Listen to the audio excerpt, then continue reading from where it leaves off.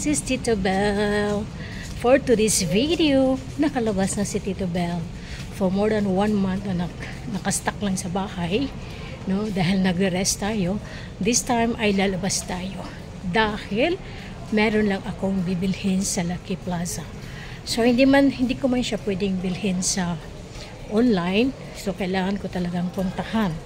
So samahan niyo lang ako guys. So at least makapaglakad din ng konti, no? Konting exercise din.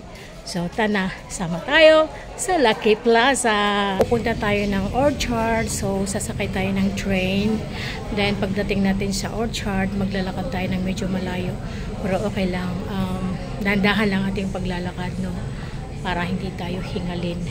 So napakalaking pagbabago ng aking energy ngayon guys. So hindi mo na ako pwedeng mapagod at hindi ako pwedeng magbuhat ng mga mabibigat. So sa lahat po ng winning team, Team Cebu, so antay-antay lang kayo guys. May papadala din natin ang inyong mga boxes, no?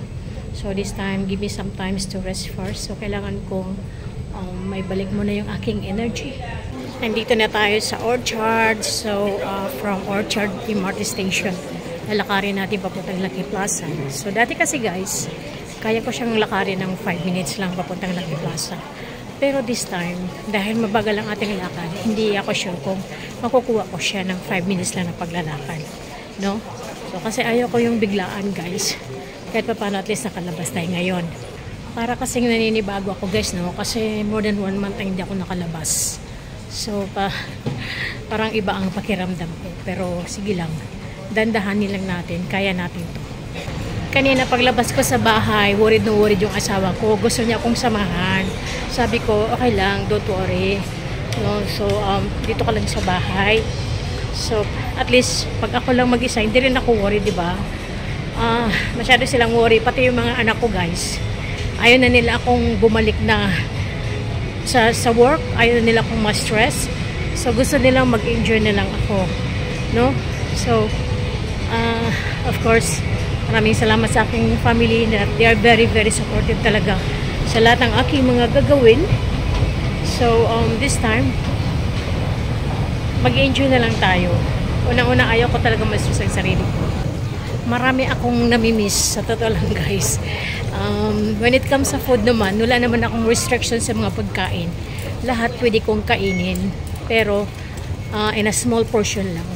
Nag-minimize ako lahat ng aking mga kainin kasi nararamdaman ko kasi guys, pag sobrang busog ko rin, minsan para akong hinihingal. Parang ang sikip ng dibdib ko. Kaya ang pagkain ko just nice lang talaga. Pag pakiramdam ko busog na ako, then I have to stop it na. Ayoko nang yung sobrang busog kasi para ang hirap huminga. Nandito na tayo sa Lucky Plaza. So nalakad ko siya ng 8 minutes nalakad ko siya ng 8 minutes. No? So not bad. Dandahan lang. Pupunta tayo ng basement kasi nandun yung bibilhin ko. Bibili kasi ako ng sabon guys. Yung talagang ginagamit ko. Hanggat ngayon, hindi talaga ako nag-change ng sabon na ginagamit ko kasi hiyang na hiyang ako niyan. And dito tayo pupunta sa Angelic Beauty. Welcome. Filipino product. Hi madam! May negra. Ayun, salamat meron. Ayan guys, dito makikita nyo lahat ng mga pang-pa-beauty na galing Philippines. So lahat ng klase na pang-paganda, no? Dito nabibili. So ito yung sabon na ginagamit ko. Ito. Pakita ko sa inyo si Negra. Ayan. Glota Papaya Soap, no? So ito talaga hiyang na hiyang ako dito guys. Mukha at saka buong katawan. So pag ako bumili dito ay 3 for $10. Ayan, bigay sa akin. Ayan, no? Lahat ng klase ng mga Kojic na yan. Pero dito lang ako nahiyang. Negra Kojic na soap. Yun. So dito ako nahiyang ang aking pagpa-beauty. Charot. Diba? So ano naman siya, micro-peeling siya guys, pero maganda talaga sa mukha at saka sa balat. Biglang na-happy na si Tita Belle kasi yung 3 piraso na nabili kong sabon, minsan nagagamit ko siya ng isang buwan. Dahil inihiwa ko yan siya, ini-slice ko. So bahala na kayo kung paano kayo magnudnud sa katawan nyo, no? Pero kung ano naman, Binababad kasi siya guys, pero hindi ako nagbababad. No? So, ang ginawa ko, pasasabon lang. Tama na yun. Diba? Kasi mararamdaman namin siya, nagpipilpot. Nang maliliit lang talaga, micro lang. Aakyat tayo guys, meron pa akong ibang bibilhin. Maghahanap ako ng saba. Saba na saging. Kasi dito lang na siya nabibili eh. No? So, aakyat tayo sa taas. Dito, bibili tayo sa Davao Trading ng saba na saging. Ayan o, ang dami o. Diba? May mga daing din sila. Pero hindi pwede ako sa daing guys kasi sobrang sobrang alat. So, ayun, may malunggay. Nakita ko malunggay guys. Ayan o, pwede na tayo magsaba. May mga kalabasa. Ayan. So, dito may mga bagoong din. Bili tayo. How much one? The banana? $3, $2. Okay, 3 for $2. Okay, bili tayo guys. 3 for $2. So, bibili lang tayo ng 3 guys kasi pang breakfast ko lang yan. So, ito pala yung saging na to, hindi galing talaga Pilipinas. Galing siya ng Malaysia. So, dinala lang nila. Meron nga ding balot guys. So, ayan o. Yan, may balot din. This one is balot, right? Salted egg. Salted egg. Bawal, diba?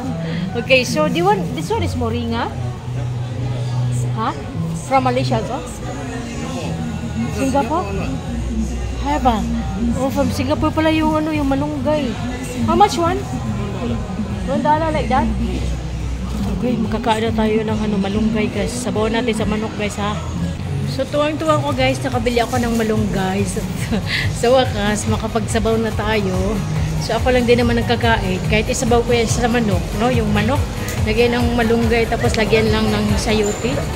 Okay na siya guys, no? Okay, kasi ang hirap yan maghanap guys. Ang hirap talaga maghanap. Hindi ako makahanap ng malunggay dito. Saka nakabili din tayo ng saging na saba. So, steam ko lang yan para pang breakfast ko bukas. So at least makakain na naman tayo ng saging, diba? Kung gusto lang naman natin kumain ng mga Philippine product nandun lang sa Lakit Pasa, kaso lang mahal, pero no choice. Imagine nyo na lang yung tatlong pirasong saging na saba. 3 piraso for $2. Tapos yung malunggay is $1. Diba sobrang mahal? Pero yung saging pala na yun ay galing Malaysia, hindi galing Pilipinas. So ayan, may 3 items tayo nabili today. Kahit papano, nakalakad si Tita Belle at nakabili ng gustong bibilhin. Pero tuwang-tuwa ako sa malunggay kasi matagal ko nang pinangarap na makakain makahigop pa lang ng sabaw na merong malunggay. No? Kung sa Pilipinas lang yan, kinukuha lang yan sa kapitbahay. Pero dito sa abroad, walang libre. Lahat bibilhin. Lahat babayaran. So guys, that's all for today. Nakapag-vlog, nakapag-video si Tita Belle. Danda na tayong maglalakad pa uwi kasi para akong hinihingal. And thank you so much for watching. And please do not forget to like, comment, and subscribe to my YouTube channel. This is Tita Belle. Till the next video. Bye for now.